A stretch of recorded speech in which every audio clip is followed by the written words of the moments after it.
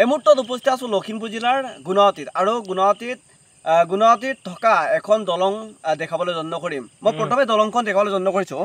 এয়া দলংখন দেখিছে আৰু এই দলঙেৰে আচলতে বহু লোক গুণাৱতী আৰু চলিচুক গাঁৱৰ লোক আচলতে অহা যোৱা কৰি থাকে। যদি এইখন দলঙেদি যদি লখিমপুৰ মেডিকেললৈ যাব লগা হয়, ৰোগীক আনিবলগীয়া হয়, তেনে অৱস্থা কিন্তু এইখন দলঙেৰে যাব লাগিব। কিন্তু এই দলংখন আচলতে ভয়ানক দলং আৰু এই দলং যদি আপুনি যায়, এই দলঙত যদিহে যায় কেতিয়াবা আপুনি বাইকৰ সৈতে পৰি যাব পাৰে।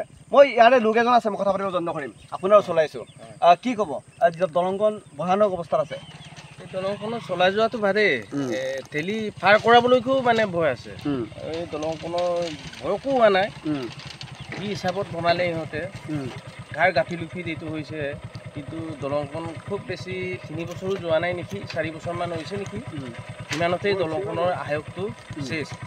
আপুনি ক'ৰ পৰা আহিছে? আপুনি ক'ৰ পৰা আহিছে?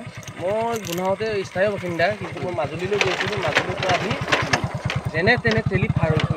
মই এটা দৃশ্য দেখাবলৈ যাওঁ। এয়া বাইক পাৰ কৰিছে, যিহেতু মাজুলীলৈ ইয়াৰ পৰা যোৱা হয়, ইয়াৰ পৰা গুণাৱতীৰ লোক কিছুমানে মাজুলীলৈ যোৱা হয়। এই যি দৃশ্য দেখিছে, এয়া ভয়ে ভয়ে বাইকখন চলাইছে, মটৰচাইকেলখন।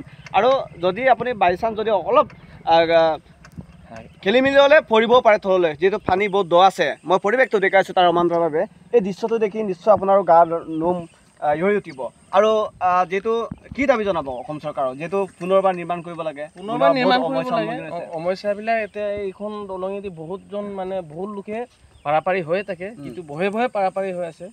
অসম গভৰ্ণমেণ্টে এইখন অসমত চাব লাগে। ইয়াত মানে পক্ষী দলঙৰ মানে নেক্সট পৰ্যায়টোত পক্ষী দলঙৰ মানে কিবা ধৰিব লাগে, দলং ধৰিব লাগে বুলি আমি ভাবোঁ। ইয়াত মানুহ পৰা দেখিছে নেকি আপুনি? পৰাটো তেনেকৈ দেখা নাই, আৰু পৰা দেখা নাই মানে পৰিবই এইখন দলঙত, এদিন নহয় এদিন পৰিবই মানুহ মানে এনেকুৱা অৱস্থাত আছে।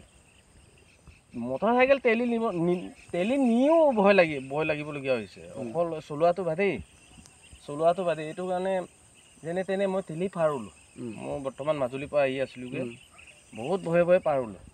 যিহেতু এই দলংখন কাঠেৰে নিৰ্মাণ কৰা হৈছিল, প্ৰায় কেইবাবছৰ ধৰি যিহেতু ধুনীয়াকৈ চলি আছিল, তাৰপিছত এতিয়া জৰাজীৰ্ণ অৱস্থালৈ ৰূপান্তৰিত হৈছে। মই যদি পৰিৱেশ দেখুৱাম, আৰু স্থানীয় ৰাইজে দাবী উত্থাপন কৰিছে যে এই দলংখন পুনৰ পকীৰে নিৰ্মাণ কৰি দিব লাগে, আৰু দাবী উত্থাপন কৰি আচলতে এই গুণাৱতীৰ যি সমস্যাসমূহ সমাধান কৰিব লাগে বুলি দাবী জনাইছে। আৰু মই লখিমপুৰৰ পৰা পল্লৱ মিলি। যিকোনো খবৰৰ বাবে যোগাযোগ কৰক 7099017330 আৰু 7099017110 নম্বৰত।